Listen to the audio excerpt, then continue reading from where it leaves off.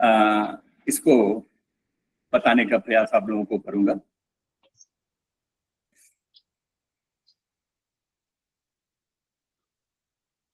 सबसे पहले तो परिकल्पना से आप क्या समझते हैं? सर प्रेजेंटेशन विजिबल नहीं है सर, दिख नहीं रहा है, स्क्रीन पर दिख नहीं रहा है सर। हाँ,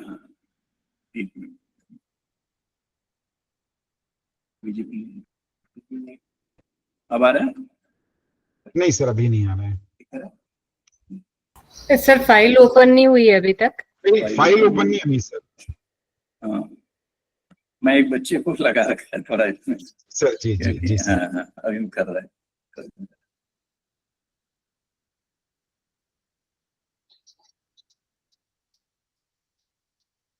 जी सर, हो जाए वो हट गया। जिसे मैं थोड़ा आगे बढ़ूं।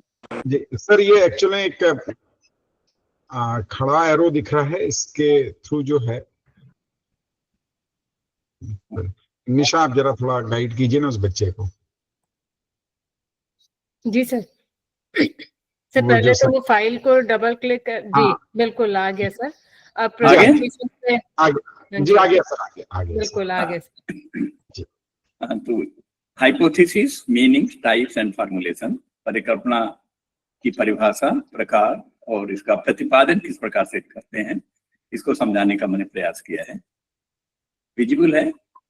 जी सर, विजिबल है सर। हाँ। सर ये बस जो नीचे सर जो लिखा है उसमें हाइड में अगर वो कर देंगे तो ये नीचे एक जो बार आ रहा है वो हट जाएगा सर।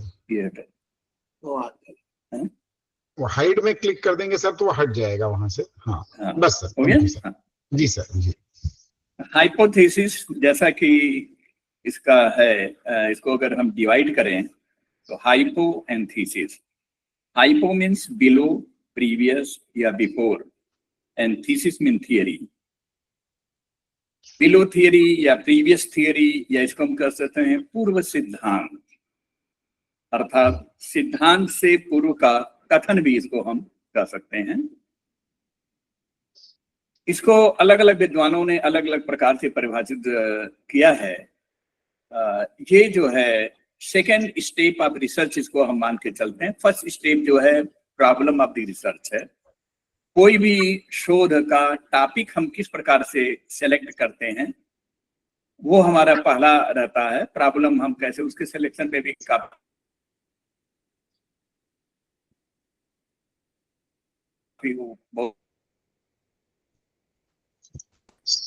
सर आवाज ब्रेक हो रही है आपकी। सर आपकी आवाज ब्रेक हो रही है। टॉपिक ऑफ दी रिसर्च वो। हेलो, अब आ रही है सर, अब आ रही, बीच में ब्रेक हो गई थी सर आवाज। अच्छा ठीक। इसको जैसा हमने बताया कि ये second step of the research है, शोध का ये द्वितीय चरण है। पहला चरण मैंने कहा selection of the problem, topic का हम चुनाव किस प्रकार से करते हैं, जो हमारा मेन टॉपिक है वो हमारा फर्स्ट स्टेप होता है। ये हम दूसरा स्टेप इसको हम मान के चलते हैं। परिभाषा में सबसे पहले मैं इनको कहना चाहूंगा कि ये जो है tentative statement about the solution of the problem, यह किसी समस्या के समाधान का एक अस्थायी कथन भी इसको हम कह सकते हैं। अस्थायी, टेम्परेरी, नॉट परमानेंट, क्योंकि परमानेंट होते ही जब वो समस्या जो हमारा रहता है, जब हम उसको टेस्ट वगैरह कर लेते हैं, फाइनलाइज हो जाता है, then it becomes theory. Next है tentative statement about the relationship between two और मोर वेरिएबल्स, या दो या दो से अधिक चरों के बीच एक अस्थायी कथन भी इसको हम मान सकते हैं। टेस्टेबल प्रोपोजिशन और प्रेडिक्टिव स्टेटमेंट, अर्थात इसको हम कह सकते हैं कि ये जो है टेस्टेबल प्रोपोजिशन, परीक्षण योग्य, साध्य या प्रस्ताव अथवा पूर्वानुमानित कथन भी इसको हम मान सकते हैं। It is a specific testable prediction, यह एक विशेष जांच योग्य पूर्वानुमान भी इसको हम मान सकते हैं। इसको टेंटेटिव सपोजिशन अस्थायी अनुमान या कल्पना भी इसको हम कर सकते हैं। विजिबल आवाज तो आ रही है ना? जी सर आ रही सर, आवाज दिख भी रहा है, आवाज भी आ रही है सर। ठीक है। It is a proposition which can be put to determine its validity. यह एक ऐसा साध्य या प्रस्ताव है जिसकी सत्यता सिद्ध करने के लिए उसका परीक्षण किया जा सकता है। अर्थात ये सारी चीजें जो आप देख रहे हैं आप लोग, इसमें ये है कि हम परिकल्पना जो भी मानते हैं उसका टेस्ट किया जा सके। ऐसा परिकल्पना नहीं कि उसका टेस्ट जब नहीं किया जा सकता तो परिकल्पना के रूप में हम नहीं ले सकते हैं। यह थियरी से, सिद्धांत से पूर्व का कथन है और ऐसा परिकल्पना हम मानते हैं जिसका कि हम जो विभिन्न उसकी जो मैं कल आप लोगों को थोड़ा बताने का प्रयास करूंगा, उसका टेस्ट किया जा सके, तभी वो परिकल्पना के रूप में माना जाएगा। It is an idea which is suitable to explain facts and reality. यह एक विचार है जो तथ्य तथा सत्यता को समझने में उपयुक्त होता है। Thinking about the all possible solution associated with any problem. किसी समस्या से संबंधित समस्त संभावित समाधान पर इसके जरिए विचार किया जा सकता है। Present the concept to solve the problem. समस्या के समाधान की अवधारणा को प्रस्तुत करने का ये कार्य करता है। It is specific, testable, predictive about what you expect to happen in your study. यह एक विशिष्ट जांच योग्य पूर्वानुमान है जिसमें अध्ययन में क्या होगा की आशा की जा सकती है। It must include 3 components. इसमें 3 घटकों को सम्मिलित किया जाता है। वेरिएबल्स, चर, पॉपुलेशन या जिसको हम समग्र कहते हैं, एंड रिलेशनशिप बिटवीन वेरिएबल, समग्र के बीच में संबंध। समग्र यहाँ जो पॉपुलेशन है ये आप जैसा हम जानते हैं कि यूनिवर्स समग्र एंड सैंपल, जो टोटल मान लीजिए 100 विलेज है उसमें हम 10 गांव का सिलेक्शन कर रहे हैं तो 100 is the universe and 10 is the sample. अर्थात पूरा जो समग्र है उसी को हम लेते हैं। At last we can say that hypothesis is an idea और explanation for something that is based on known facts but has not yet been proved.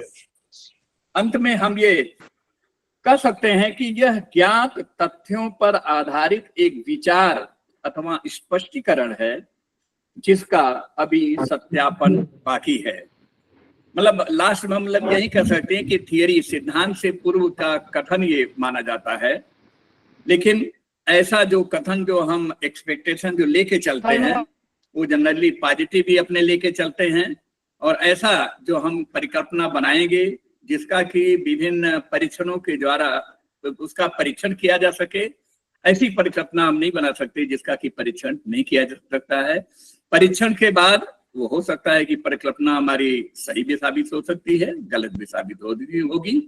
जब वो सही साबित होगी तो उसके आधार पर हम सिद्धांत का निर्माण कर सकते हैं, और जब तक वो सही साबित नहीं होगी वो एक परिकल्पना के रूप में ही मानी जाएगी। तो मिला के यही है, इसका सार है कि परिकल्पना जो है हम जो हमारा अध्ययन रहता है हम आपको आगे चल करके उसका एग्जाम्पल वगैरह के साथ में बताएंगे। जो हम शोध अपना कार्य करते हैं, जो हमारा कोई हम प्रॉब्लम लेते हैं, उस प्रॉब्लम के विषय में हम ना एक विचार पॉजिटिव वे में एक विचार बना के चलते हैं कि कहीं पर कोई घटना घटित हो रही है, कुछ हो रही है तो उसके पीछे ये कारण हो सकते हैं, वो भी पॉजिटिव वे में रहेगा। और बाद में हम उसको विभिन्न परीक्षणों द्वारा उस चीज को हम देखने का प्रयास करते हैं कि जो हम परिकल्पना लेके चल रहे हैं वो सही भी है या गलत है। तो अगर उसका ट्रू या फॉल्स, उसकी विधियां हैं ढेर सारी जो मैं आपको कल बताने का प्रयास करूंगा। तो वहीं जब वो सही साबित हो जाती है तो उसको हम उसके आधार पर कोई सिद्धांत बनाना चाहे तो बना सकते हैं। वो गलत साबित होगी तो वो परिकल्पना के रूप में ही बनी रहेगी। नेक्स्ट हम बताना चाहेंगे कि परिकल्पना से कई मिलते जुलते कुछ शब्द हैं जिसको मैं यहाँ आप लोगों को बताना चाहूंगा। Difference between proposition, assumption, concept and theory. ये सब जो शब्द हैं ये काफी कुछ परिकल्पना से संबंधित ही हैं। प्रोपोजिशन जिसको हम हिंदी में साध्य के नाम से जानते हैं, एजम्पशन में कल्पना, एंड कंसेप्ट में अवधारणा, थियरी में सिद्धांत। यहाँ पर प्रोपोजिशन या साध्य या प्रस्ताव जो है, it is generalize statement of a relationship एवं द फैक्ट्स। तथ्यों के बीच संबद्धता का एक सामान्यीकृत कथन हम इसको मानते हैं। It can be either true और फॉल्स, ये सत्य भी हो सकता है और असत्य भी हो सकता है। For example, sky is blue, आकाश नीला है। ये निर्भर करेगा कि वेदर की कंडीशन क्या है, जरूरी नहीं है कि वो नीला हो, तो ये जो है गलत भी साबित हो सकती है। 2 + 2 = 5, ये एक गलत परिकल्पना है। 2 + 2 = 4 ही होगा, 5 नहीं हो सकता है। एजम्पशन मीन्स कल्पना, जिसको हम बोलते हैं something that you accept as true without any proof. कोई ऐसी चीज जिसे आप बिना किसी प्रमाण के सत्य मान लेते हैं। हम प्रमाण के द्वारा लेकिन वैसे ही मानते हैं कि ये चीज सही है, प्रमाणीकरण उसका बाकी रहता है। जैसे I assume it will rain tomorrow, हम ये कल्पना मान लेते हैं कि कल जो है वर्षा होगी। तो ये वर्षा होगी, हम इधर फोरकास्ट क्या हुआ है, लोगों ने भविष्यवाणी क्या हुई है, उसको ध्यान में नहीं रखते हुए हमने अपना एक परिकल्पना दे दिया, अपना एक बना दिया, विचार दे दिया। तो ये जो है कल्पना माना जाएगा। बारिश हो भी सकती है, नहीं भी हो सकती है, वो कंफर्म नहीं है जब तक कि हम वेदर फोरकास्ट को कंसीडर नहीं करेंगे। कंसेप्ट, जिसको हम अवधारणा, क्लियर है? आवाज आ रही है? हेलो जी आ रही है सर, आवाज आ रही है सर। हाँ अच्छा, हाँ मैं कर दी, चेक करना बिल्कुल आ रही है सर। हाँ, जी।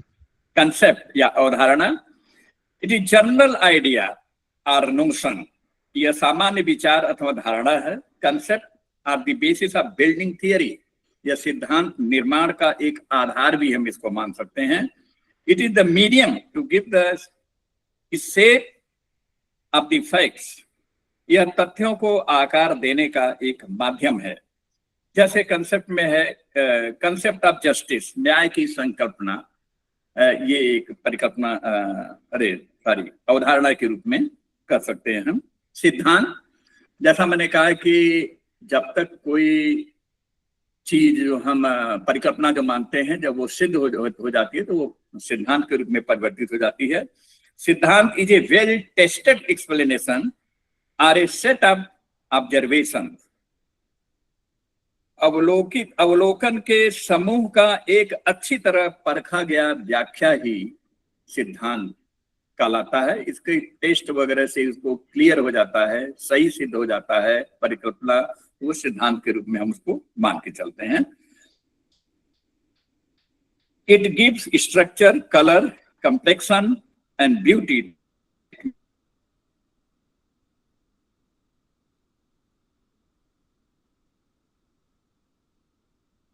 सर आवाज चली गई आपकी, सर आवाज नहीं आ रही है।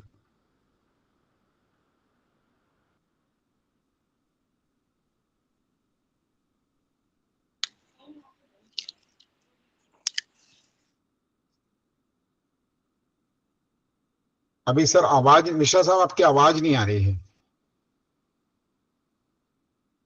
हो सकता है सर अभी मतलब कुछ नेटवर्क की प्रॉब्लम से की वजह से सर शायद वो हो गए हों। अभी सर जैसे ही जुड़ते हैं हम लोग वो करेंगे।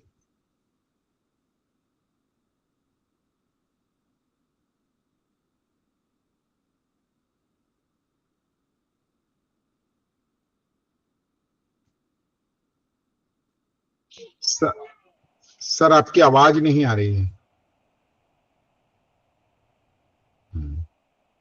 वही सर का थोड़ा नेटवर्क का इशू रहा होगा, तो सर अभी डिस्कनेक्ट हुए हैं, फिर से कनेक्ट होंगे सर।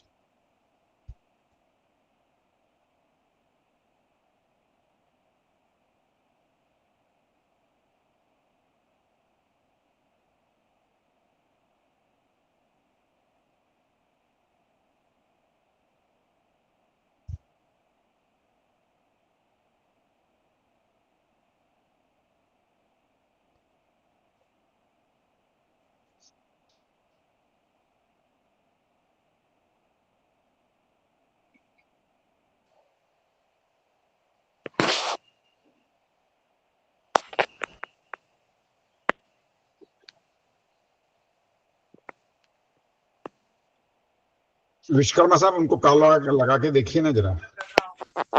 हाँ जुड़ गए सर, जुड़ गए सर। हैं?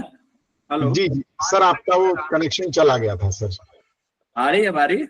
जी आ रही, आवाज आ रही सर, वो आपका प्रेजेंटेशन नहीं दिख रहा है अभी। जी। ये प्रिया आ रही है? जी सर, आपकी आवाज आ रही है, आपका प्रेजेंटेशन अभी विजिबल नहीं है सर, प्रेजेंटेशन नहीं दिख रहा है। देखिए सर, अभी आ रही है, विजिबल है? प्रेजेंट नहीं हो रहा है सर, आपकी प्रेजेंटेशन विजिबल नहीं है।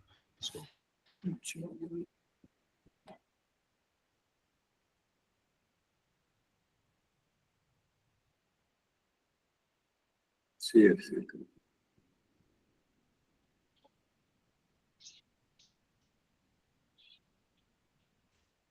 हेलो जी सर दिख रहा है, विजिबल है सर, विजिबल है सर। आ रहा है? हाँ बस ये हाइड वाला हटा दीजिए सर, यहाँ से वो हाइड कर दीजिए सर उसको। ये स्टॉप शेयरिंग के बाजू में हाइड लिखा हुआ है, हाइड पे कर दीजिए सर, तो ये बाहर हट जाएगा। जी सर ठीक हो गया सर। ये दोबारा क्लियर करना पड़ेगा या पहले आवाज नहीं आई थी? नहीं आवाज आ रही है सर, आवाज आ रही है अभी। ये हो गया था सर, यहाँ तक तो हो गया था। ठीक है।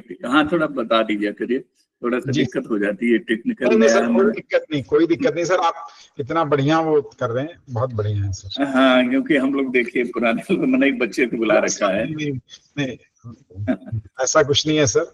हाँ ये गोल्ड इज गोल्ड। जी हेलो आ रही है आवाज ना? आवाज आ रही सर, आ रही है। नेक्स्ट स्लाइड है, मैं ये कैरेक्टरिस्टिक्स ऑफ हाइपोथेसिस, परिकल्पना की मुख्य विशेषताएं क्या हैं उसको बताने का प्रयास किया है। It is the basis of research, यह किसी भी अनुसंधान का एक आधार, इसको हम मान के चलते हैं। It help us in the explanation of evidences, साक्ष्यों के प्रमाणीकरण में ये मदद करता है। Provide direction for the study, अध्ययन में यह एक दिशा प्रदान करता है। जहां भी आवाज का होगी दिक्कत बता देना आप प्लीज। जी बता दूंगा सर, अभी तो ठीक है। हाँ ठीक। Provides bridge between observed world and existing theory, अर्थात यह अवलोकित विश्व एवं वर्तमान सिद्धांत के बीच एक सेतु का काम करता है। वर्तमान सिद्धांत मतलब जब तक वही है कि जब कंफर्म हो जाएगा तो सिद्धांत बन जाएगा, जब तक नहीं है तब तक आपका जो है एक अवलोकन का ही चीज उसमें रहेगा। तो उसमें के बीच में एक ब्रिज है, कंफर्म होते ही वो वर्तमान सिद्धांत के रूप में परिवर्तित हो जाएगा। Helpful in selecting and limiting the study area, अध्ययन क्षेत्र में कितना चीजें हमें सम्मिलित करना है, किस ढंग से हमें काम करना है, उसे में ये काफी कुछ मदद करता है। Hypothesis should have specific objective and aim, परिकल्पना का एक विशिष्ट उद्देश्य तथा लक्ष्य होता है। Helpful in collection of useful facts, जब हम सही ढंग से परिकल्पना का निर्माण किए रहते हैं तो हमें किस प्रकार के तथ्यों से संबंधित डेटा को कलेक्शन करना है, उसमें हमें काफी मदद मिलती है। It indicates about the future, इससे हमें भविष्य में क्या होगा के विषय में आभास मतलब कुछ आइडिया हम ले सकते हैं। It help no relation with the past, अतीत के विषय में इससे जानकारी नहीं प्राप्त होती है। हेल्पफुल इन लॉजिकल रिजल्ट्स, आवाज आ रही है? हेलो जी आ रही सर, आवाज आ रही है, आ रही आवाज आ रही है। हाँ मैं थोड़ा जाऊं तुरंत टोकना, कोई दिक्कत। हेल्पफुल इन लॉजिकल रिजल्ट्स, अर्थात ये तार्किक परिणाम देने में सहायक होता है, मदद करता है उसमें। हेल्पफुल इन प्रोपाउंडिंग थियरी, सिद्धांत प्रतिपादन में यह काफी कुछ मदद होता है। वही जो चीजें हैं हाइपोथेसिस सत्य सिद्ध होने पर उसके आधार पर हम सिद्धांत का निर्माण कर सकते हैं। नेक्स्ट जो है हम टाइप्स ऑफ हाइपोथेसिस, परिकल्पना कितने प्रकार के होते हैं के विषय में थोड़ा सा आपको बताना चाहूंगा। परिकल्पना का जो निर्माण होता है वो कई प्रकार से, जैसे पहला आपका क्वेश्चन फॉर्म हाइपोथेसिस भी किया जाता है, प्रश्न रूपी परिकल्पना भी बनाते हैं। It is a way to frame research question as a statement. शोध प्रश्न को एक कथन के रूप में प्रस्तुत करने का एक तरीका है। It is also known as research question. कई जगह परिकल्पना में रिसर्च क्वेश्चन बना देते हैं, शोध प्रश्नों का निर्माण करते हैं। जो हमारा टॉपिक दिया रहता है उस टॉपिक को ध्यान में रखते हुए उसी के ऊपर क्वेश्चन का कुछ फ्रेम करते हैं, जिसको हम रिसर्च क्वेश्चन के नाम से जानते हैं। ये भी परिकल्पना आजकल इस प्रकार से बनाया जाता है। जैसे एग्जाम्पल मैंने एक देने का प्रयास किया है। एग्जाम्पल, अगर हमारा टॉपिक है पीएचडी का ecotourism and sustainable development in Bundelkhand region of Madhya Pradesh, कुछ भी हो सकता है। तो यहाँ पर अर्थात हिंदी में इसको हम बताएं तो मध्य प्रदेश के बुंदेलखंड प्रदेश में पारिस्थितिकी, पर्यटन और सतत विकास, अगर हमारा ये टॉपिक है तो इसमें हम रिसर्च क्वेश्चन इस रूप से ले सकते हैं। What are the status and prospectus of ecotourism development in the region? Question हमने एक बनाया अपने टॉपिक के आधार पर कि प्रदेश में पारिस्थितिकी पर्यटन विकास की क्या स्थिति एवं संभावनाएं हैं। हमने क्वेश्चन के बाद में इस पर रिसर्च करेंगे, सारा चीजें देखेंगे कि हमने ये जो रिसर्च क्वेश्चन बनाया है वो उसमें क्या चीजें हमें मिलकर के वहां से में प्राप्त होती है। सेकेंड, इसमें हम रिसर्च क्वेश्चन ले सकते हैं, how does ecotourism contribute to the sustainable development of the region? किस प्रकार पारिस्थितिक पर्यटन प्रदेश के सतत विकास में सहायक है। जब हम रिसर्च करेंगे उसके बाद हम इस पर जो है जो हमारे क्वेश्चन है उस पर अपना बेस करेंगे, क्या चीजें हैं, फिर हम अपना निष्कर्ष उस पर दे सकते हैं। इसमें ये भी क्वेश्चन बनाया जा सकता है, जैसे what are the ecotourism potential zone and specific sites in the region that hold significant potential for sustainable ecotourism development। प्रदेश में पारिस्थितिकी पर्यटन संभावित क्षेत्र व विशिष्ट स्थान कौन से हैं जो पारिस्थितिकी पर्यटन विकास के लिए महत्वपूर्ण क्षमता रखते हैं।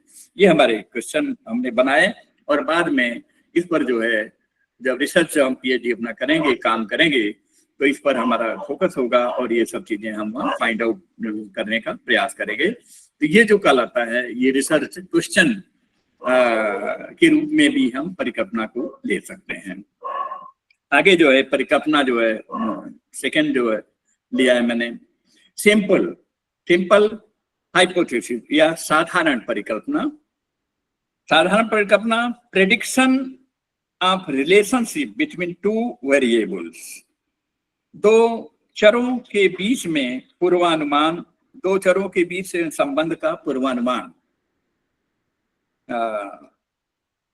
ये जो है सरल परिकल्पना के रूप में माना जाएगा। Example, higher the unemployment, higher would be the rate of crime.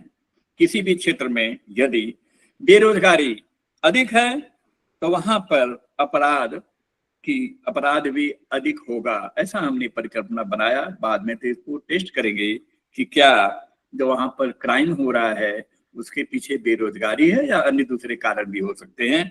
तो हमारी परिकल्पना सही भी साबित हो सकती है, गलत भी साबित हो सकती है। लेकिन ये कि परिकल्पना जब इस प्रकार से बनाते हैं हम दो वेरिएबल को लेकर के कि कहीं पर क्राइम ज्यादा हो रहा है तो उसके पीछे बेरोजगारी एक कारण है, सही भी हो सकता है, गलत भी हो सकता है। वो तो टेस्ट के बाद पता चलेगा जब हम सैंपल स्टडी के जरिए और वो सारी चीजें डेटा लेके सेकेंडरी डेटा उसके जरिए जब हम उसको क्लियर करेंगे कि नहीं आप जो हम करें गलत है या सही है, जो भी मतलब उसका अध्ययन करने पर भी वो मालूम होगा। कॉम्प्लेक्स हाइपोथेसिस या जटिल परिकल्पना, prediction of relationship between more than two variable. जब दो से अधिक चरों के बीच में पूर्वानुमान लगाया जाता है तो ऐसे को हम बोलते हैं जटिल परिकल्पना के रूप में मान सकते हैं। Higher the poverty, higher the illiteracy in a society, higher will be the rate of crime. किसी भी स्थान पर यदि गरीबी अधिक है तो और गरीबी अधिक है एवं निरक्षरता भी वहां पर ज्यादा है सोसाइटी में, कहीं पर समाज में, तो वहां पर क्राइम का जो रेट होगा, अपराध का जो दर होगा वो भी अधिक होगा। ऐसा परिकल्पना हमने बना के चला।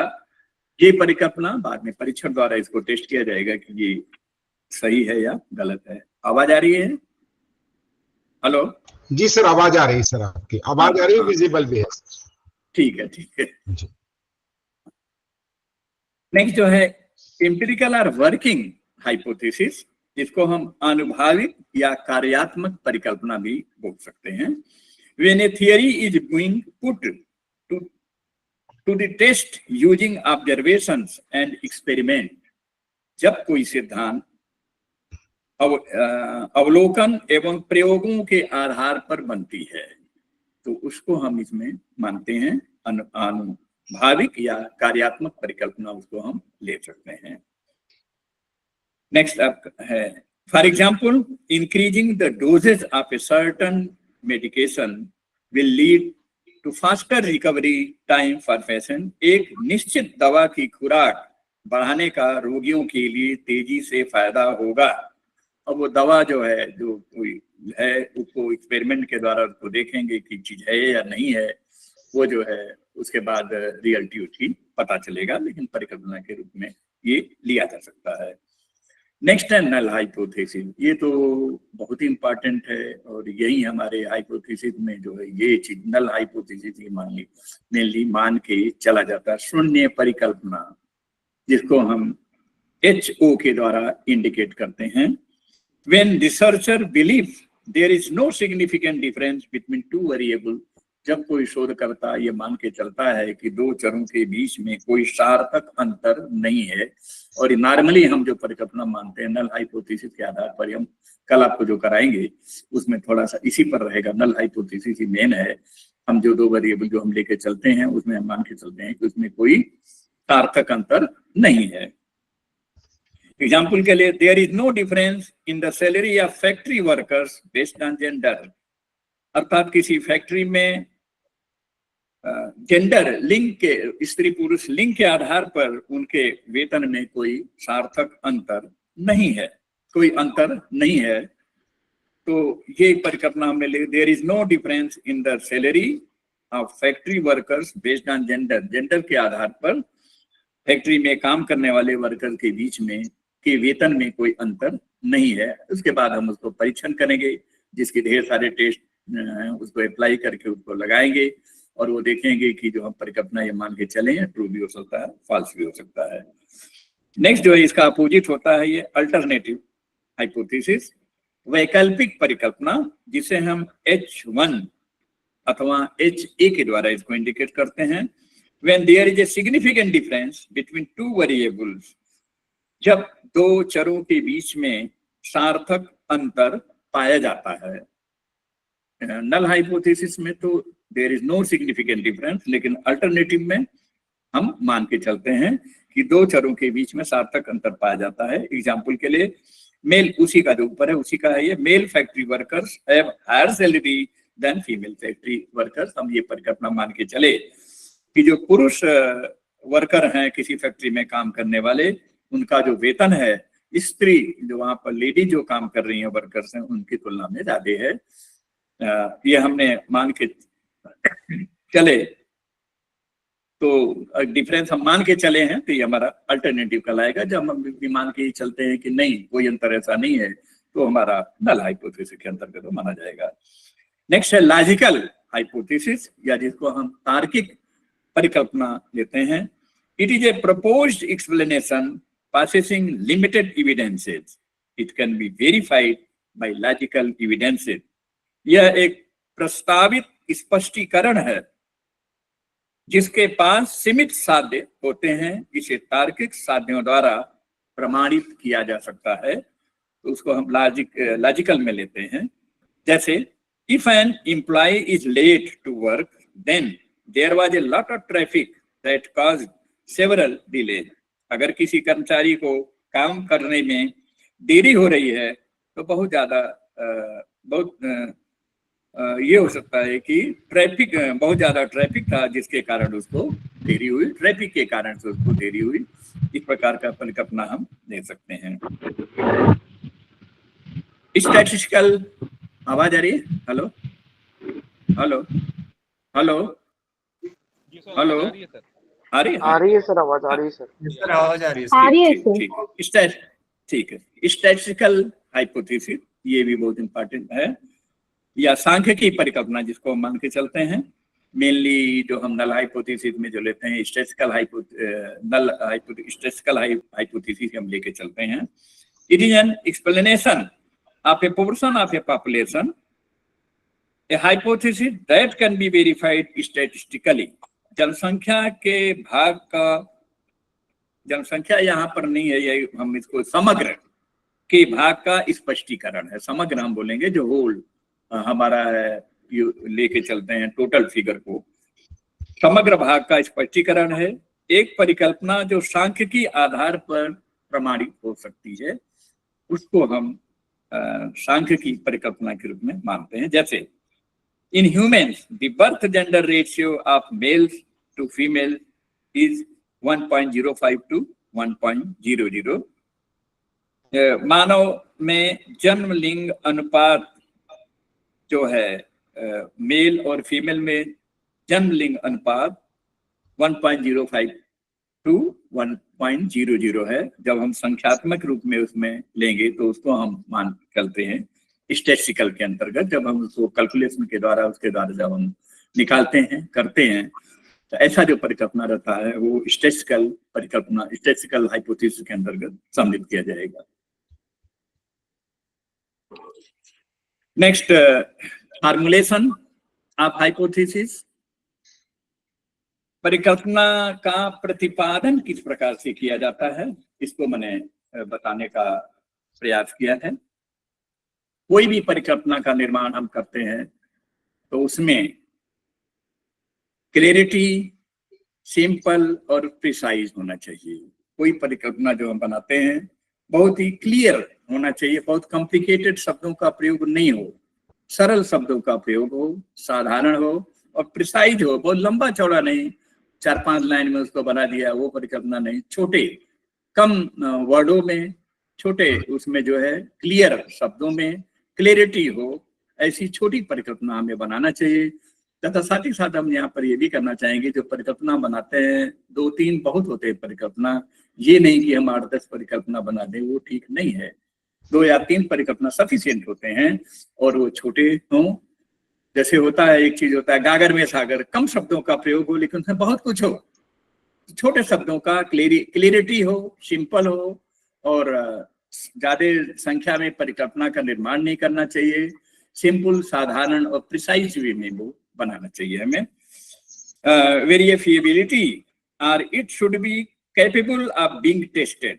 वो सत्यापनीय होना चाहिए, अर्थात जिसका जो है टेस्ट किया जा सकता हो। परिकल्पना हम ऐसा बनाएंगे जिसको हम बाद में टेस्ट, उसको जो है क्वेश्चनर के जरिए या फील्ड स्टडी या और भी जो डिफरेंट मेथड है उसके जरिए हम उसको टेस्ट कर सकें। ऐसा नहीं थ्योरेटिकल पूरा परिकल्पना कि उसको टेस्ट किया नहीं जा सकता है तो हम परिकल्पना उसको हम नहीं मानते हैं। ऐसा परिकल्पना हो जिसका टेस्ट किया जा सकता हो। अवेलेबिलिटी ऑफ डेटा, ऐसे परिकल्पना बनाएं जिससे संबंधित हम जो आंकड़े हैं उसको एकत्र हम कर सकें, उसको क्लेरिफाई, उसको रिजल्ट सही है कि गलत है, उसको टेस्ट करने के लिए उससे संबंधित आंकड़ों का कलेक्शन हम कर सके, वो चीजें उसमें होना चाहिए। अवेलेबिलिटी ऑफ टूल्स, जो परिकल्पना हम बनाए हैं उसमें किन किन टूल्स काम में आएंगे, किन किन आधारों पर उसका परीक्षण किया जा सकता है। आजकल तो जैसे आगे है वैसे इसमें तो टूल्स किन किन उपकरणों के द्वारा प्रयोग उसमें काम में आएगा, उनका भी हमें सही नॉलेज होना जरूरी है। नॉलेज ऑफ एरिया, जो भी हम परिकल्पना, हेलो आवाज आ रही है? जी सर, आवाज आ रही है सर। हाँ, बीच में क्या आवाज इसमें आ जाता है तो मैं कंफ्यूज होता हूँ। अवेलेबिलिटी, नॉलेज ऑफ एरिया, परिकल्पना जो हम बनाते हैं ये मेनली ज्योग्राफी वाले जो मेन है, क्योंकि परिकल्पना बनाते हैं किस एरिया के विषय में हमें सही जानकारी लेनी चाहिए। पहले एरिया जो हमारा रहे, एरिया को ध्यान में रखते हुए अपनी हम परिकल्पना का निर्माण करें। दूसरे सब्जेक्ट में दूसरी चीजों को लिया जा सकता है कि जो हम थीम लिए हैं, जो हमारे ऑब्जेक्टिव में जो चीजें हैं, उन सबको ध्यान में रखते हुए अपनी परिकल्पना को हम निर्माण करें। Knowledge of modern tools and equipments, हमें जो हमारी परिकल्पना को के संबंधित प्रमाण सही है कि गलत है, उससे संबंधित जो भी मॉडर्न टूल्स एंड इक्विपमेंट्स हैं, जो भी यंत्र हैं, उसकी भी हमें सही जानकारी प्राप्त होना जरूरी है। ज्योग्राफी के स्टूडेंट को जैसे है कि हमारे आजकल जीआईएस रिमोट सेंसिंग टेक्निक्स वगैरह चले हुए हैं, तो हमने जो परिकल्पना जो बनाए हैं, हो सकता है उसको सिद्ध करने के लिए इन सब चीजों का भी प्रयोग में लिया जा सके। तो या दूसरे जो और सब्जेक्ट के लोग हैं उनमें भी कई कई चीजें नई आई होंगी उससे संबंधित, तो उन सब चीजों का हमें नॉलेज होना जरूरी है कि हम अपनी परिकल्पना को सिद्ध करने के लिए क्या क्या चीजें, जो नवीन चीजें हैं, उन सब का भी हम प्रयोग कर सकें और उनके आधार पर हम लास्ट में अपनी परिकल्पना हमारी सही है या गलत है हम अपना बता सकें। तो हमारे उसके विषय में हमें सारी जानकारी मालूम होना जरूरी है। बेस्ड ऑन फैक्ट्स जो हम परिकल्पना का निर्माण करें वो वास्तविकता पर आधारित होना चाहिए, वास्तविक तथ्यों के ऊपर आधारित होना चाहिए। Research hypothesis has been formulated on the basis of previous references, subject expert and personal experience. कोई भी परिकल्पना का हम निर्माण जो करते हैं on the basis of previous references, library वगैरह में या और भी जो डिफरेंट जो इंस्टीट्यूशन है वहां पर हमारे जो थीम है, हमारे जो मेन टाइटल है, उससे संबंधित क्या क्या मैटर है मिल रहा है, उन्होंने किस प्रकार से अपने जो थीसिस वगैरह क्या अपनी परिकल्पना बनाई है, उन सब चीजों का भी हमें अच्छी तरह से नॉलेज लेनी चाहिए। उससे संबंधित जो भी बुक्स वगैरह हैं उन सारी चीजों को कंसीडर करना चाहिए, देखना चाहिए। सब्जेक्ट एक्सपर्ट जो उससे संबंधित विद्वतगण हैं उनसे भी हो सके तो उनसे कांटेक्ट करें, प्रोफेसर वगैरह जो है या दूसरे डिपार्टमेंट में ऑफिसर्स वगैरह जो है जहाँ कोई काम कर रहा है उस चीजों से संबंधित, उनसे भी कंसल्ट करें। तथा एंड पर्सनल एक्सपीरियंस, इन सब चीजों को से कांटेक्ट करने के बाद में फिर अपना पर्सनल आप सारा चीजें करने के बाद में फिर आप जो है एक सही परिकल्पना का निर्माण करें। उससे संबंधित जो भी एक्सपर्ट हैं, किसी भी जगह है, कुछ भी है, जो भी जानकारी रखते हैं, जितना भी रखते हैं, उन सब चीजों को, जो भी संबंधित रेफरेंसेज है, सारी चीजों को हम देखें ताकि और सारी चीजों को ध्यान में रखते हुए फिर हम अपनी परिकल्पना का निर्माण करें। 3 main facts related to the formulation of research hypothesis। किसी भी परिकल्पना के निर्माण में 3 मुख्य तथ्य शामिल किए जाते हैं। पहला जैसे है एजम्पशन, कल्पना या पूर्व धारणा भी हम इसको बोलते हैं। दूसरा है कंडीशन, स्थिति, और तीसरा है प्रेडिक्शन, पूर्वानुमान। जैसे एग्जाम्पल के द्वारा हम इसको बताने का प्रयास किया है। Climate change is responsible for global warming, अर्थात ग्लोबल वार्मिंग के लिए जलवायु परिवर्तन मुख्य आधार है। ग्लोबल वार्मिंग जो हो रहा है उसके पीछे जलवायु परिवर्तन मुख्य कारण है। तो यहाँ पर ये जो है एक एजम्पशन, ये पूर्व धारणा है, या इसमें ये किया जा सकता है कि जलवायु परिवर्तन जो हो रहा है, ग्लोबल वार्मिंग जो हो रहा है वो जलवायु परिवर्तन के कारण से हो रहा है। ये अपना हमने पूर्व धारणा ये बना लिया। दूसरा इसमें कंडीशन, जैसे इसमें दिया है the consistent rise of temperature is the key factor for global warming, अर्थात तापमान का लगातार बढ़ना ग्लोबल वार्मिंग का प्रमुख कारण है। एक स्थिति दे दिया कि तापमान का बढ़ना, इसके कारण से ग्लोबल वार्मिंग जो है बराबर हो रहा है, वो भी उसे रिलेटेड, लेकिन यहाँ पर सीधे दिया कि तापमान बढ़ रहा है इसके कारण से ग्लोबल वार्मिंग आ रहा है, तो ये कंडीशन दे दिया तापमान का बढ़ना। It is expected that due to global warming, small islands sink in the ocean। ये जो प्रेडिक्शन, पूर्वानुमान की ऐसा हो जाएगा, it is expected that global warming जब होगा तो उसके कारण से समुद्र के अंतर्गत छोटे छोटे जो आइलैंड है वो डूब जाएंगे। ऐसा एक पूर्वानुमान लगाना, क्या होगा वो तो भविष्य की बातें हैं, लेकिन एक ये लगाना प्रेडिक्शन, पूर्वानुमान के ऐसा जब होगा तो इसके होते होते ये चीजें हो जाएगी, वो तो फ्यूचर की बातें हैं। तो जैसे मैंने कहा था कि ये फ्यूचर की चीजें वो प्रेडिक्ट भी कर सकता है, सही होगा कि नहीं होगा तो बात की बात है। पास्ट की चीजों को बताने पाने में हाइपोथेसिस सही नहीं रहता है। अब हमने यहाँ कुछ मतलब एग्जाम्पल के द्वारा इसको बताने का प्रयास किया है। कि परिकल्पना का निर्माण अगर कोई रिसर्च का टॉपिक है तो उस पर हम किस प्रकार से परिकल्पना बना सकते हैं उसको बताने का प्रयास किया है।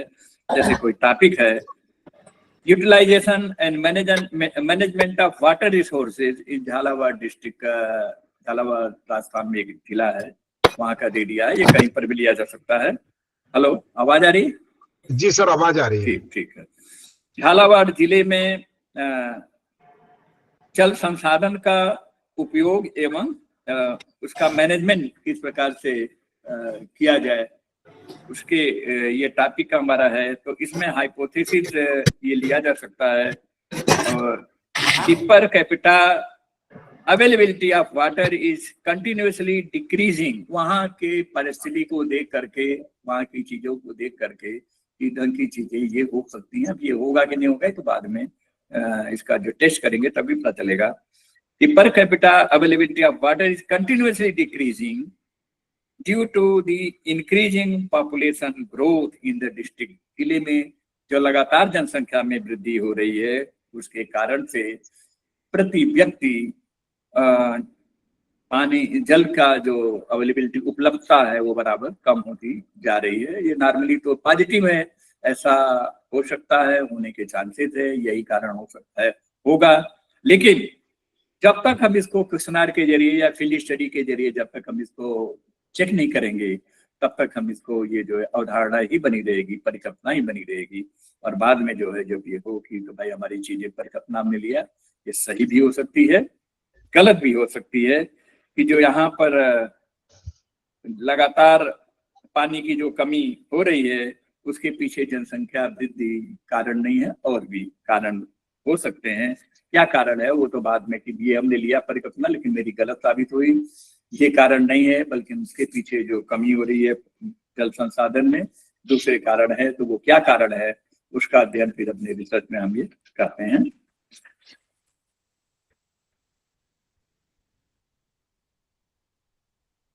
इसी ढंग से फार्मुलेशन ऑफ एक टॉपिक जैसे और लिया, potential and trend of tourism development in Ajmer city. हमने चूंकि हमें किया था राजस्थान से संबंधित, मैंने दोनों एग्जाम्पल इसमें दे दिया।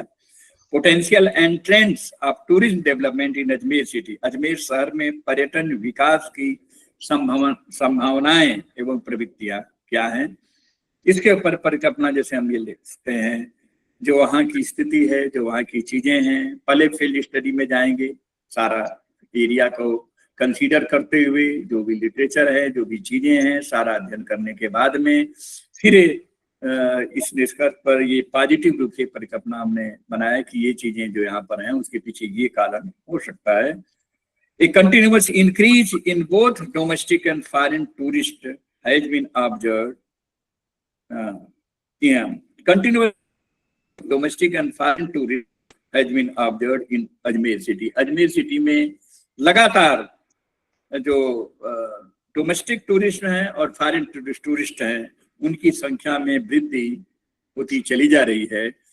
अब हो रही है कि नहीं हो रही है वो डेटा के ऊपर ही वैसे परिकल्पना हमने बनाया है सारे चीजें, लेकिन जब इसको अध्ययन करेंगे तो उसमें पुराने डेटा और नए डेटा सारे लेकर के, मतलब डेटा को लेकर के कि क्या ये ट्रेंड पाया जा रहा है कि नहीं पाया जा रहा है, या ऐसे हमने परिकल्पना बना दिया। तो जो पुराना जो कितने आ रहे हैं फॉरेन टूरिस्ट, डोमेस्टिक टूरिस्ट, और उनमें वृद्धि हो रही कि नहीं हो रही है वो देख करके, या गलत डेटा दिया गया है सारी को वेरीफाइड करेंगे तो हमके नहीं ये परिकल्पना जो हमने लिया वो सही है। The income of the people of the Ajmer city has increase due to tourist development. जो यहाँ पर पर्यटन का बराबर जो विकास हो रहा है इसके कारण से जो यहाँ अजमेर के लोग हैं उनके आय में बराबर वृद्धि हो रही है। अब वो हो रही है कि नहीं हो रही है इसको भी हम क्वेश्चनर के जरिए वहाँ पर जो और है दुकानदार है या उससे संबंधित जो भी कर्मचारी उसमें जो इंगेज्ड हैं टूरिस्ट एक्टिविटी से संबंधित, उन सब की स्थिति को, पहले की अभी की सारी स्थिति को जांच परख करके फिर हम इस पर अपना निर्णय दे सकते हैं। Ajmer city lakhs in इनएडिक्वेट infrastructure facility for tourism. Ajmer city में टूरिस्ट के लिए आधारभूत जो संरचना है, जो सुविधाएं तरह तरह की उनकी होनी चाहिए, उसमें कमी है। ये चीजें हैं कि नहीं है, तो उसको हम करेंगे और फिर बताएंगे कि क्या क्या कमियां हैं वहाँ पर। इंफ्रास्ट्रक्चर ये चीज होना चाहिए, जो नहीं है ये नहीं है, सारी चीजें अध्ययन करने के बाद में सर आवाज कट गई आप। वॉइस कट गई सर।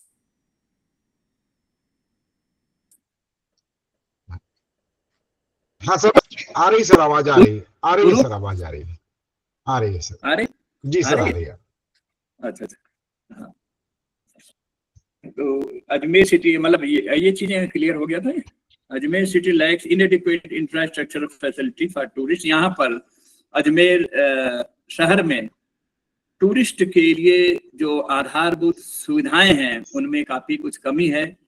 ये हमने अपना एक परिकल्पना लिया, तो बाद में हम उसको अध्ययन के द्वारा देखेंगे कि कौन कौन सी आधारभूत सुविधाएं क्या वहाँ पर है, क्या नहीं है। तो सबका अध्ययन करने के बाद में हम ये सजेशन दे सकते हैं कि ये चीजें हैं, इन चीजों को और किया जाए, जिससे यहाँ पर और टूरिस्ट की संख्या में बढ़ोतरी हो सकती है। तो आ रही आवाज, आ रही? बिल्कुल आ रही सर आवाज। जी आ रही सर आवाज, आ रही है। हाँ, तो ये कुछ एग्जाम्पल के जरिए मैंने लोगों को बताने का प्रयास किया है कि जो मैं दे सकता था। ये क्योंकि थोड़ा कल का थोड़ा बड़ा होगा जो आपने अभी, क्योंकि मैंने कहीं देता हूँ तो दोनों को एक साथ में कंबाइन कर लेता हूँ। और यहाँ पर चूंकि थ्योरेटिकल पार्ट है तो इससे संबंधित चीजों को मैंने बताने का प्रयास किया है। सर कोई दिक्कत नहीं है। एक्चुअली हमारे विद्यार्थियों को आज मतलब डिस्कशन के लिए आपसे और उनके टॉपिक पर बात करने के लिए काफी समय मिल जाएगा। ये हम लोगों के लिए फायदेमंद है सर, कोई दिक्कत नहीं है। तो सर अगर आपका आज्ञा हो तो विद्यार्थियों के हैंड रेज है, उनसे क्वेश्चंस के लिए आमंत्रित कर लें सर उनको, आपसे बातचीत। हाँ, बिल्कुल बिल्कुल बिल्कुल। सागर बोरकर अनम्यूट करके बात कीजिए।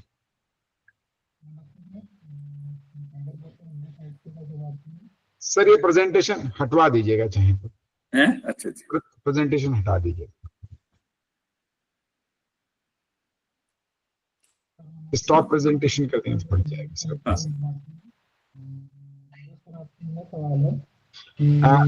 तुम्हारी आवाज नहीं आ रही है। हाँ बोलें सर। आवाज फिर से तुम डिस्कनेक्ट हो, क्विट होके फिर से ज्वाइन करो। सागर पटेल तब तक बात पूछ लें। नमस्कार सर। मेरा प्रश्न ये था सर कि आपने जैसे बताया कि जो रिसर्च क्वेश्चन है वो हाइपोथेसिस का ही एक फॉर्म है सर, उसका टाइप है। पर जैसे शोध गंगोत्री में हम लोगों ने देखा सर, मतलब जो सिनॉप्सिस ऑलरेडी एक्सेप्टेड है जो दूसरे रिसर्च स्कॉलर सबमिट करते हैं, तो सर उसमें रिसर्च क्वेश्चन भी होता है और हाइपोथेसिस भी होता है। तो सर इसको थोड़ा सा क्लेरिफाई कर दें अगर आप। तो दोनों एक साथ तो लेना ठीक नहीं है।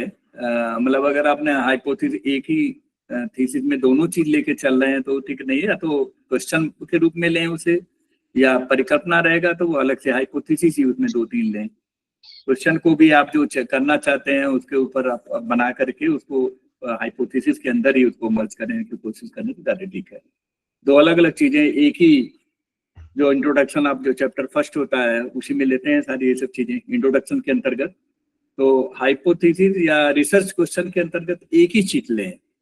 रिसर्च क्वेश्चन जो आपके दिमाग में है, जो चीजें हैं, उसको हाइपोथेसिस के अंतर्गत 1 2 3 आप जो बना रहे हैं उसको ही सेट करके उसमें डालें, ज्यादा ठीक रहेगा। दोनों एक साथ न दे तो बेटर है सर। और एक लास्ट क्वेश्चन ये है सर कि जो हाइपोथेसिस हम फॉर्मुलेट करते हैं तो वो सर मतलब जैसे नल हाइपोथेसिस ले वो ज्यादा, मतलब आपने बोला कि उस पर फोकस होना चाहिए, तो मतलब नेगेटिव होना चाहिए या पॉजिटिव होना चाहिए, उससे कोई फर्क पड़ता है सर जो हम हाइपोथेसिस लेते हैं?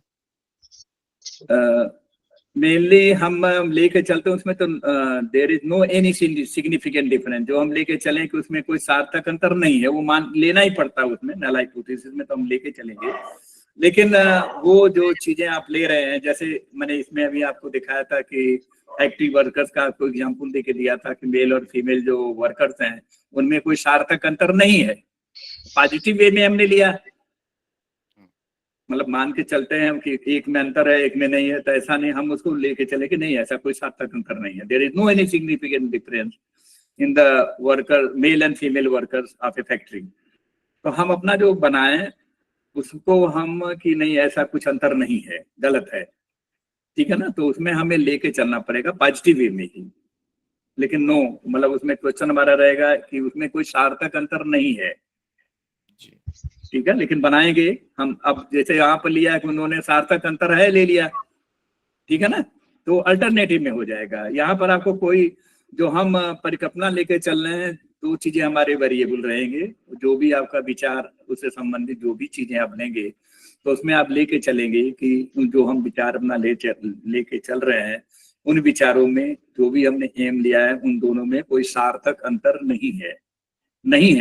No any significant difference between two ideas anything. Two जो दो चीजें आप लेके चल रहे हैं, दो वेरिएबल, जो कुछ भी चीजें आपकी हो सकती हैं उनमें कोई सार्थक अंतर नहीं है।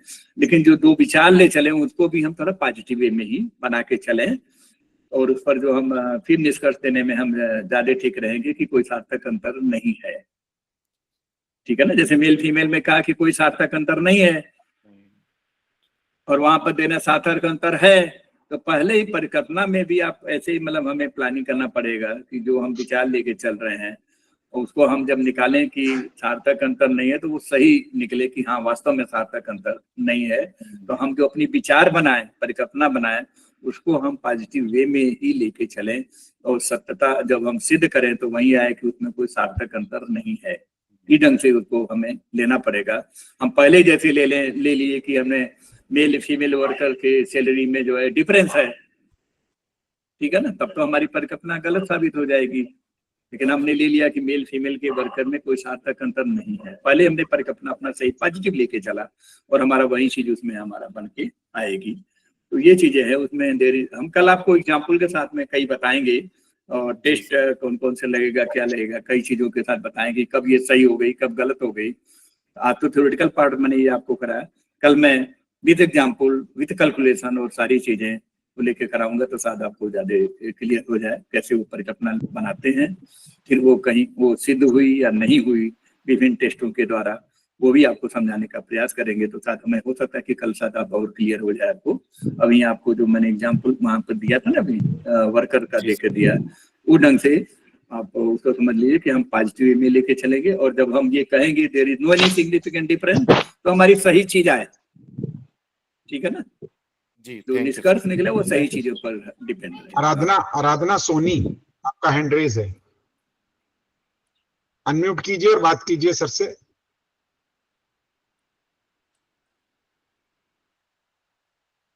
सर आप हेलो, एक मिनट सर, शायद फिर डिस्कनेक्ट हुए। हाँ नमस्ते सर। हाँ नमस्ते सर। सबसे पहले तो आपका बहुत बहुत धन्यवाद सर कि आपने इतने अच्छे से पढ़ाया, हमें इतने से समझाया। और सर मैं ये पूछ रही थी जो यह हाइपोथेसिस है क्या हमारे रियल लाइफ में भी इतने इम्पोर्टेंट रखता है? रिसर्च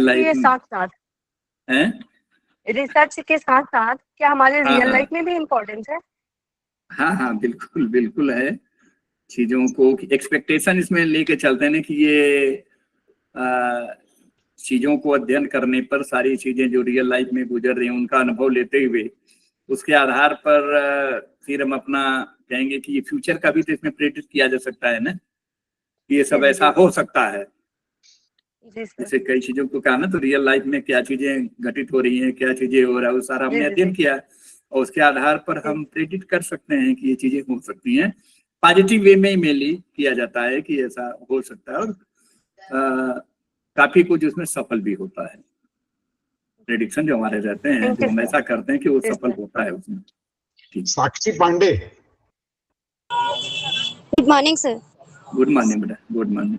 फॉर्मुलेशन बताए थे हाइपोथेसिस का, इसमें आपने 3 मेन कंपोनेंट्स बताए थे, assumption, condition and prediction. Sir मैं जानना चाहता हूं इसमें जो कंडीशन है वो किस किस टाइप की हो सकती है? कंडीशन मतलब कहीं पर कोई चीज घटना घटित हो रही है तो उसके पीछे हम कोई पॉजिटिव की उसके घटना के पीछे घटित होने के पीछे ये कारण है पहले एज्यूम कर लेते हैं हम, ठीक है ना। वो जो चीजें हम एज्यूम करेंगे वो भी पॉजिटिव उस घटना से रिलेटेड डायरेक्ट लिंक उसका होना चाहिए, पॉजिटिव ही होना चाहिए। उसको हम एज्यूम कर लेंगे कि यहाँ पर कोई घटना घटित हो रही है तो उसके पीछे ये कारण है। हो सकता है कि आपका चांसेस उसके बहुत कम रहते हैं कि आपकी जो आपने कारण जो आपने एज्यूम किया वो गलत साबित हो। मोर देन 50% उसके चांसेस रहते हैं कि जो आपने एजम्पशन में लिया कंडीशन वो आपकी सही साबित होगी। ठीक है, तो ऐसा लेके चलते हैं। ऐसे नहीं कि हमने कोई चीज घटना घटित हो रही है तो उसको हमने बिना सोचे समझे और कुछ हमने कंडीशन एज्यूम कर लिया तो वो सही नहीं माना जाएगा। तो हम ऐसा एजम्पशन लेते हैं, ऐसा मान के लिए चलते हैं घटना कोई घटित हो रही कुछ हो रही तो उसके पीछे ये कारण होगा पॉजिटिव वे में। मोर देन 60% उसके चांसेस हों कि वो सही साबित हो।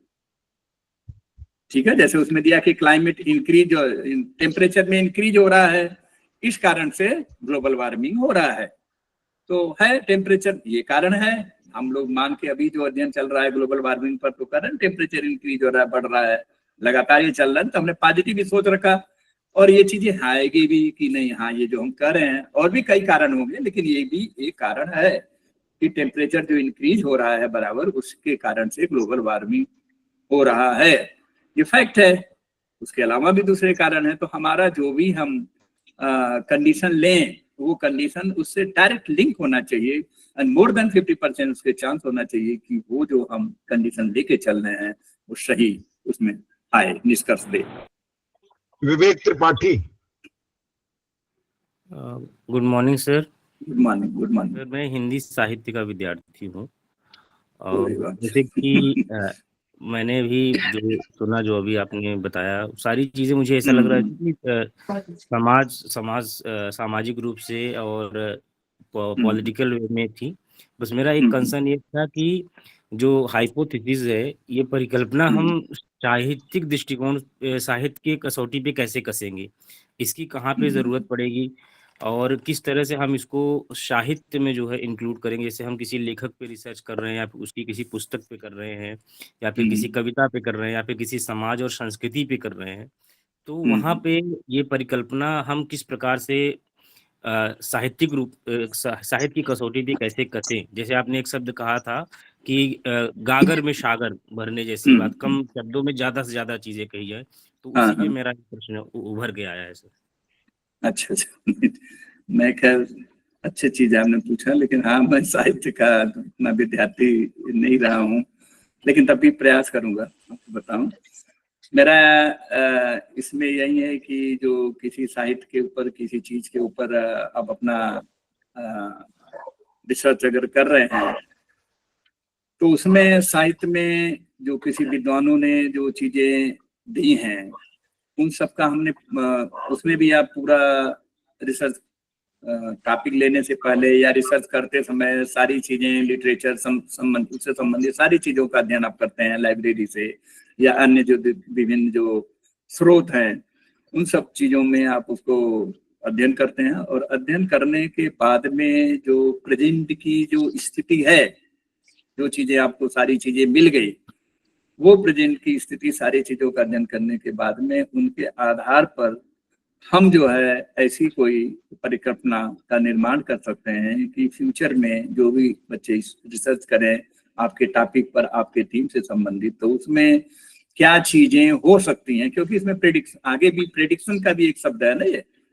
कि आपने अपना अध्ययन किया पूरा प्रेजेंट की चीजों को सब लेते हुए, लिटरेचर सारी चीजों को आपने कंसल्ट किया, ये चीजें हैं और उसके आधार पर फ्यूचर में एक आपने उनको एक लाइन दिया, क्रिएट किया कि ये सब चीजें हैं और ये चीजें पर एक उनको बेस आप प्रोवाइड कर सकते हैं फ्यूचर जनरेशन को। जो प्रेजेंट वर्क है उसके आधार पर आप कुछ अपना साहित्य के जरिए जो है इस पर और किया जा सकता है, इस पर इस दिशा में और चीजें, कुछ प्रेडिक्शन फ्यूचर के जो प्लान आप कुछ उनको आइडियाज दे सकते हैं। मैं यही करूँ, बाकी तो साहित्य का थोड़ा मेरा नॉलेज उसमें बहुत ज्यादा उतना नहीं है, लेकिन जैसा मैंने कहा कि इनकी जो सारे अध्ययन है इन सबको करने के बाद में हम उस पर कोई प्लान तैयार कर सकते हैं। और या कई चीजें जो आपके साहित्य का सारी चीजों को देखने के बाद में कि यहाँ पर इस पर नहीं हो रहा है, इसमें ये कमी है, ये चीजें हो रही है, तो उसके पीछे क्या क्यों हो रहा है, कारण क्या है, क्यों इसके पीछे ये चीजें है, उस सब का भी एक जरिया आप दे सकते हैं कि ये इस कारण से ये चीजें हो रही हैं। वो चीजें हो सकता है सही भी हो, नहीं भी हो सकता है। तो विचार है एक ढंग से ये तो, कि आप सारा अध्ययन करने के बाद में कि ये चीजें होना चाहिए, ये चीजें या होगा भी दिया जाता है, और ये चीजें इसके पीछे ये चीजें है, तो ये चीजें कारण के पीछे ये है, वो भी बाद में रिसर्च के जरिए उसको अप्रूव करते हैं कि जो मैंने बात कही है वो अपना उसको प्रामाणिकता के साथ में उसको और सही अब साबित कर देंगे कि नहीं, मैंने जो कहा वो बिल्कुल प्रामाणिक है और सही है, वो ट्रू कल्पना हो जाएगी। अदरवाइज जो आपने कहा चीजें वो अगर सही साबित नहीं होगी तो परिकल्पना ही वो बनी रहेगी, और इस पर आधारित आप फ्यूचर के लिए भी कुछ जो जनरेशन है, जो चीजें हैं, उनको एक बेस आप दे सकते हैं। मैं इतना ही कह पाऊंगा सर, साहित्य में थोड़ा सा कम है, मैं उतना ज्यादा तो नहीं क्लियर कर पाऊंगा। महेंद्र तलवरे।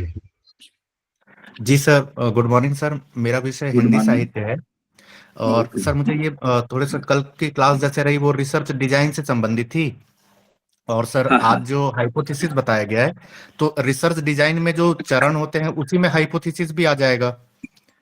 हाँ, बिल्कुल उसी का एक पार्ट है। और फिर इसको हम कह सकते हैं कि यह समाधान का प्रथम चरण है, हाइपोथेसिस, समस्या की पहचान के बाद। हाँ, नेक्स्ट, हाँ, यस, जी ये लेना चाहिए। हर में है, सब में स्वरूप उसका अलग अलग हो सकता है, जो अलग अलग सब्जेक्ट है अलग अलग रूप से, लेकिन ये आफ्टर द प्रॉब्लम ये नेक्स्ट स्टेज है।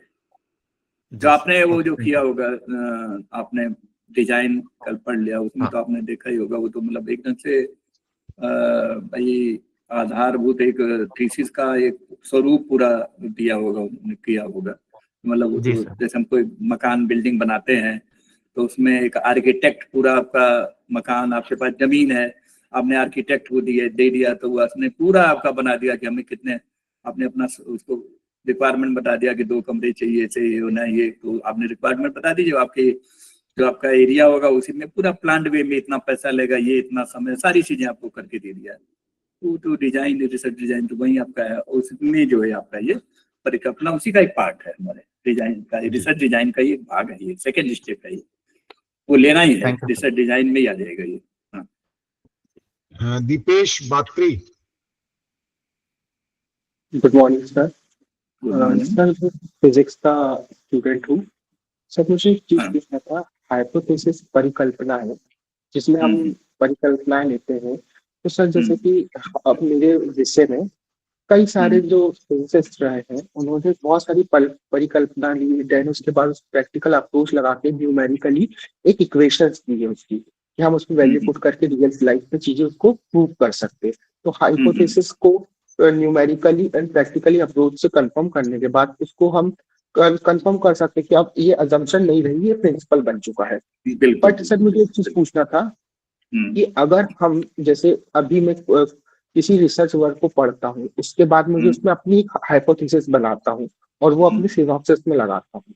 आपने मुझे जैसे बताया है कि 3 से 4 आप परिकल्पना बना सकते हो, उससे ज्यादा ना रखना चाहिए किसी चीज, वरना दिक्कतें बढ़ सकती है। तो सिनॉप्सिस के समय सर मैं अपनी कुछ परिकल्पनाएं उसमें रखता हूँ, देन फ्यूचर में जाके जब मैं प्रैक्टिकली अप्रोच या फिर हमारे सैंपल टेस्टिंग करते हैं हम फ्यूचर में चलते, और परिकल्पना में कुछ गलतियां निकलती या फिर हमारी जो पुरानी रिसर्च हो चुकी है उसमें शोध हो चुके, उसमें हम कुछ एडिट करना चाहते हैं।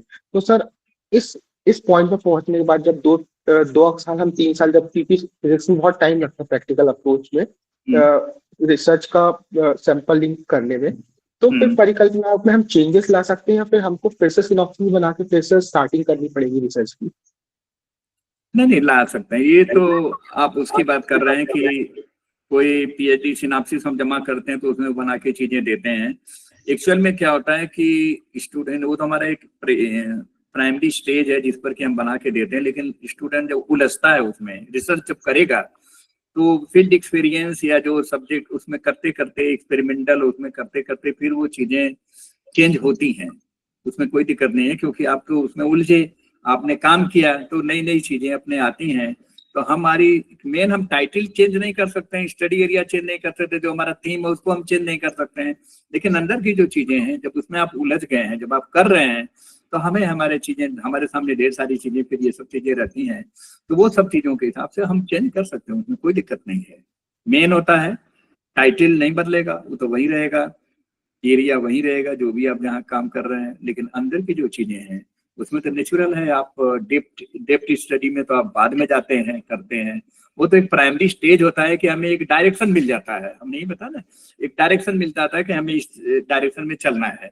लेकिन जब हम रिसर्च में उलझेंगे करेंगे तो हमें नई नई तरह तरह की चीजें और सारी चीजें मिलती हैं, तो हम अपनी जो पूरी सिनाप्सिस है या लास्ट में जमा करते हैं उसमें हम काफी कुछ चेंज बदलाव आता भी है, काफी कुछ बदलाव आ जाता है, और रिफाइंड वे में जो है उसको हम करते हैं, वो तो होता है, करना भी चाहिए, अच्छी चीज है वो तो। Durgesh good morning sir. Sir मेरा नाम दुर्गेश जुमरे है, ज्योग्राफी डिपार्टमेंट सर। अच्छा सर आपने जो हाइपोथेसिस की कैरेक्टरिस्टिक बताई थी उसमें बताया था no relation with past, hypothesis है no relation with past. Sir कोई स्टडी अगर हिस्टोरिकल कंटेक्स्ट में है या फिर जैसे कोई हमें पास्ट के कोई ट्रेंड्स एनालिसिस करने हैं तो ये चीज समझ में नहीं आ रही थी सर, मतलब फिर हाइपोथेसिस का पास्ट से कैसे रिलेशनशिप नहीं रहेगा? पास्ट का जो है वो तो हुआ है, उसमें आप अपना कुछ प्रेडिक्शन नहीं दे सकते ना, वो तो बीत गया। अच्छा भाई ऊपर आप टेस्ट कुछ कर नहीं सकते हैं, वो तो जो आ गई खत्म हो गई चीजें, तो वो जो है उसमें कुछ बदलाव नहीं ला सकते ना।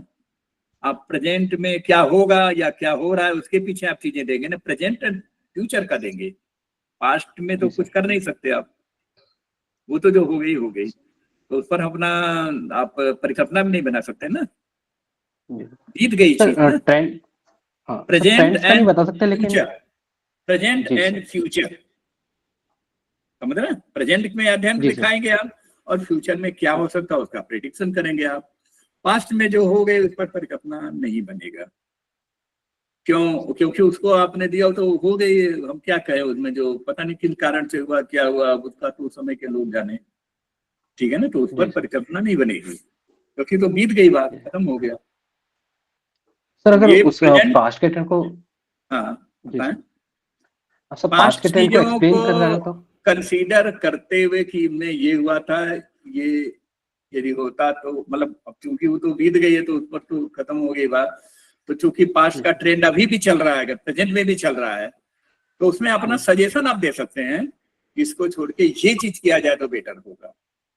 ओके सर, ठीक है ना, समझ रहे हैं मेरी बात? जी पास्ट में जब खत्म हो गई, प्रेजेंट में अगर भी वही चल रहा है तो उस पर आपका विचार होगा कि नहीं इसमें बदलाव किया जाए और ये चीज हो तो चीजें ये होगी, वो होगी, प्रेजेंट एंड फ्यूचर की चीजें आप देंगे, पास्ट की नहीं, उसके भी विचार आप दे सकते हैं। हाँ ठीक। सागर बोलकर। नमस्ते सर। नमस्ते जी सर। सर मैं हिंदी साहित्य का विद्यार्थी हूँ और मेरा आपसे सवाल टाइप्स ऑफ हाइपोथेसिस से संबंधित था। हाँ बताएं। जैसे सर आपने टाइप्स ऑफ हाइपोथेसिस में क्वेश्चन फ्रॉम हाइपोथेसिस बताया है और रिसर्च क्वेश्चंस भी बताया है। तो सर जैसे मान के चलिए मेरा जो थीसिस का विषय है कि हिंदी कविता के माध्यम से सामाजिक समस्याओं के निराकरण के आयाम, तो उसमें सर मैं क्वेश्चन फ्रॉम हाइपोथेसिस में जो सामाजिक समस्या है उसका चित्रण कर रहा हूँ और सॉल्यूशन के रूप में रिसर्च क्वेश्चन में उसके सॉल्यूशंस बता रहा हूँ कि आधुनिक युग में कैसे विभिन्न साहित्यकारों ने, जैसे आशुतोष राणा जी है, डॉक्टर कुमार विश्वास है, या फिर बहुत से ऐसे कवि है, तो उन्होंने कैसे अपनी कविताओं या अपने साहित्य के माध्यम से समाज में फैली समस्याओं को दूर करने का कार्य किया है। तो सर इसमें मैं कैसे कोऑर्डिनेशन करूं कि क्वेश्चन फ्रॉम हाइपोथेसिस मेरे नेगेटिव निकल के आ रहे हैं और रिसर्च क्वेश्चंस जो है वो पॉजिटिव निकल के आ रहे हैं, तो इन दोनों में कोऑर्डिनेशन कैसे स्थापित करूं? I want to know your ideas and experience about it. इसमें आपको एक तो जो चीजें बता रहे, रिसर्च क्वेश्चन के रूप में आप लीजिएगा 1 2 3 4 5, मतलब आप की जो थीम है, जो टॉपिक है, उससे संबंधित खुद ही क्वेश्चन फॉर्म में आपको क्वेश्चन पूछना पड़ेगा, बनाना पड़ेगा, क्यों ये क्यों हो रहा है, इसके पीछे ये कारण है, मतलब इसका क्या कारण है, और मतलब आप कारण देते हुए भी देना है ना कि ये का ये कारण है। जैसे अभी ये माने क्वेश्चन में आपको दिया था ना 2-3, इसमें मैंने बताने की कोशिश किया था एक एग्जाम्पल के जरिए। जी हाँ, तो क्वेश्चन रूप में जो आपका थीम है उससे संबंधित ही आपको क्वेश्चन फ्रेम करना पड़ेगा, और फिर उस क्वेश्चन का आंसर जो है आपको अंदर जो रिसर्च करेंगे आपको उसमें ढूंढना पड़ेगा, करना पड़ेगा। तो पूरे थीम के ऊपर ही आपको क्वेश्चन लेने पड़ेंगे सारे, पूरा शुरू से लेके अंत तक का जो है 3-4, और उसको मैंने कहा ना एक थोड़ा प्रिसाइज और वो होना चाहिए। तो जो क्वेश्चन फ्रेम करें छोटे छोटे, और सारे जो आपके दिमाग में जो चीजें हैं उनको 2-3 क्वेश्चन में ही बना लें, मर्ज कर लें, और लंबा चौड़ा नहीं हो। जैसे मैंने एक शब्द भी यूज किया था, सागर में गागर, गागर में सागर, गागर में सागर, अर्थात चीजों को, ढेर सारी चीजें फैली हुई हैं, उनको समेटते हुए छोटे रूप में। आप तो हिंदी साहित्यकार के स्टूडेंट हैं तो ज्यादा जानते होंगे, तो कम शब्दों में उन चीजों को समेटते हुए 2-3 क्वेश्चन के रूप में सारा जो आपका थीम है, टॉपिक है, से संबंधित जो चीजें उसको समेट लें, कर लें क्वेश्चन रूप में, और फिर उसी पर आपका रिसर्च जो है लेके चले। सर इसमें सिर्फ मुझे 3 से 4 ही बनाना है, बाकी नहीं बनाना है, जैसे आपने बताया। 3-4 में ही मर्ज करने की कोशिश करें सारी चीजों को। दिमाग में तो ढेर सारी चीजें हैं, लेकिन सारी चीजों को 3-4 क्वेश्चन के अंतर्गत मर्ज कर लें सारा। संतोषी, हाँ, 2 लाइन में ही रहे, बहुत बड़ा नहीं बनाया। जो परिकल्पना बनाना है कई बार होता है 4-5 लाइन में बना देते हैं, वो नहीं होना चाहिए। 1-2 लाइन में चीजों को कंपाइल करते, मतलब थोड़ा सोफिस्टिकेटेड वे में और अच्छे ढंग से, बहुत ज्यादा कॉम्प्लिकेटेड भी नहीं हो, उन सब चीजों को ध्यान में रखते हुए।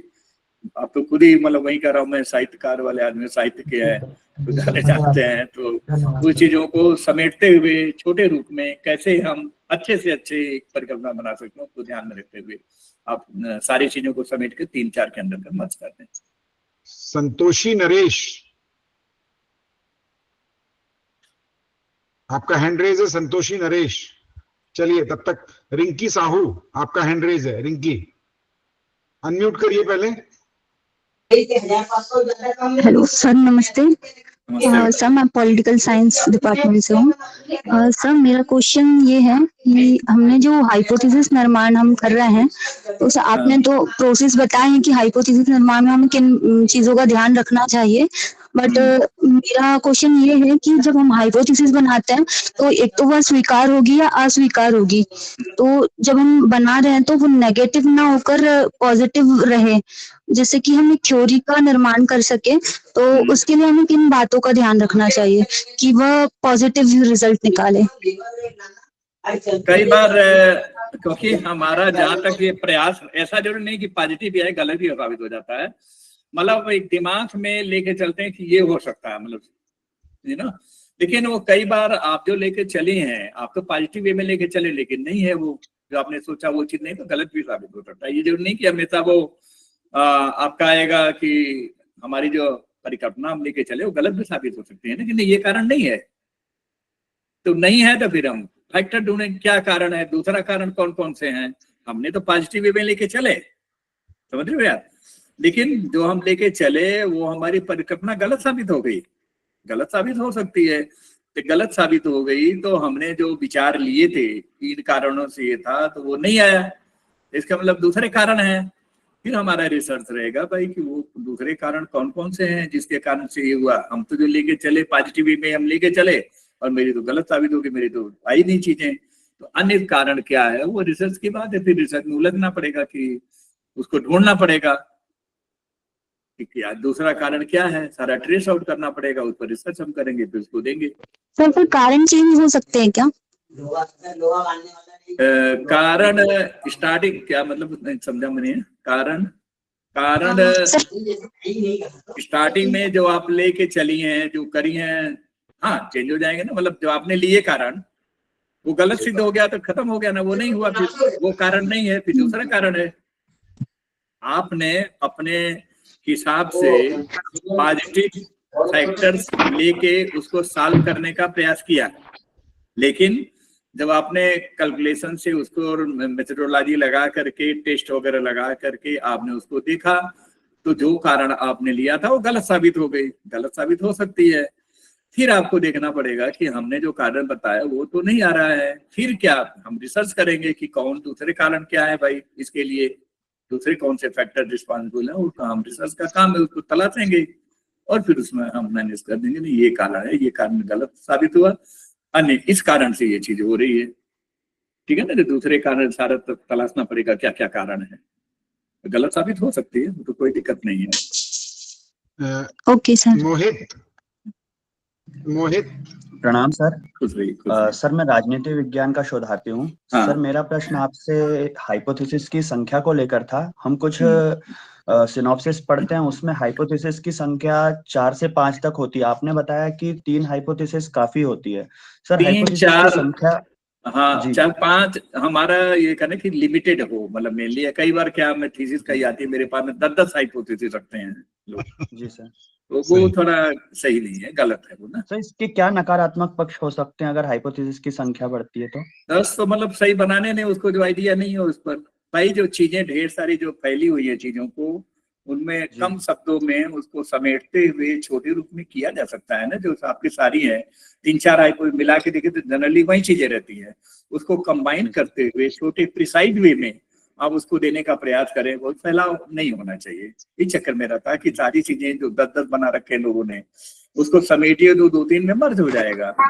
लेकिन बहुत आवश्यक है तो 4-5 तक जा सकती है, मेरा ये कोई बंधन नहीं कि 3 ही रहे, समझे नहीं। लेकिन आपकी बात सही नहीं, कई बार क्या होता है कि 10 दे देते हैं जी। अब 10 परिकल्पना तो नहीं होती, चीजें वही अनायास, मतलब एक तो परिकल्पना जो आप बनाए हैं उसको टेस्ट होना जरूरी, उसका टेस्ट किया जा सकता है, बहुत ज्यादा थ्योरेटिकल नहीं हो।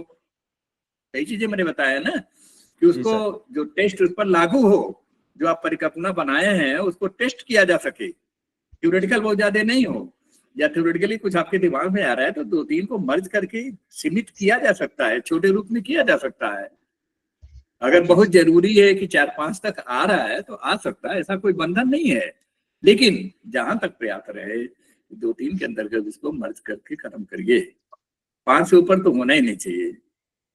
तो चेक करते हैं फिर 10 आ जाती हैं, फिर वो कि क्या बनाए लड़के ने। और ऐसे ही कई लोग ऑब्जेक्टिव को ही पूरा परिकल्पना में भर देते हैं, वो करते हैं, तो वो सब चीजें होना चाहिए। तो ऐसा बनाए जिसको टेस्ट किया जा सकता है, विभिन्न जो उसके मेथड है टेस्ट करने के, उसके द्वारा उसका परीक्षण किया जा सके। इन सब चीजों को ध्यान में रखते हुए छोटे रूप में हो, बहुत बड़ा नहीं होना चाहिए, सरल शब्दों में चीजों को जहां तक कोशिश करें कि बहुत ज्यादा फैलाव है उसको मर्ज करते हुए संक्षिप्त में दें। 3 तो मैंने बताया, 3, 4, 5 तक ले लीजिए मैक्सिमम, इससे ऊपर नहीं।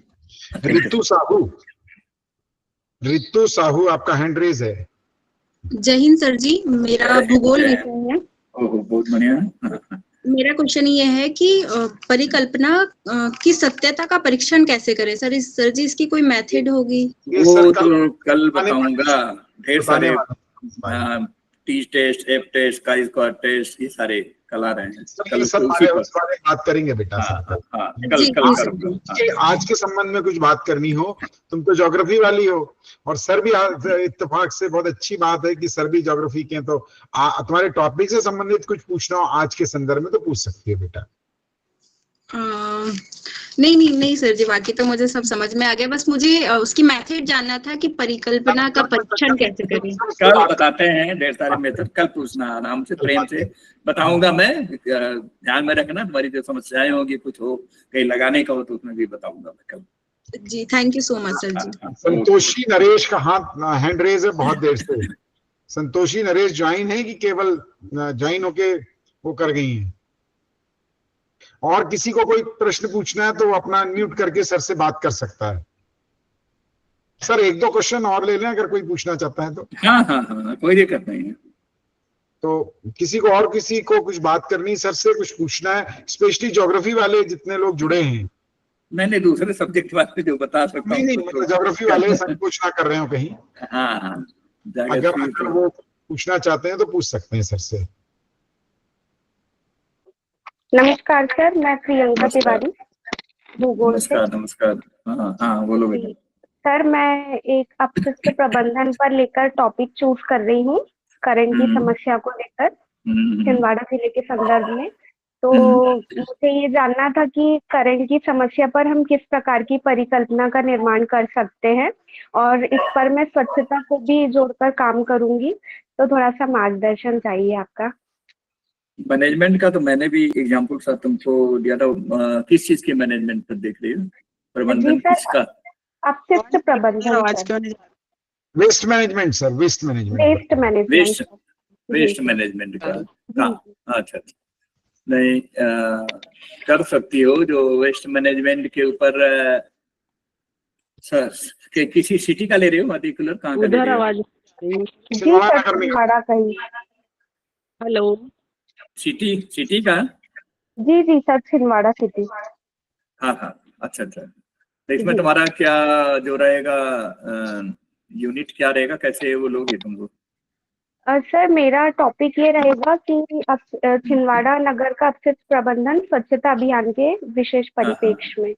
हाँ।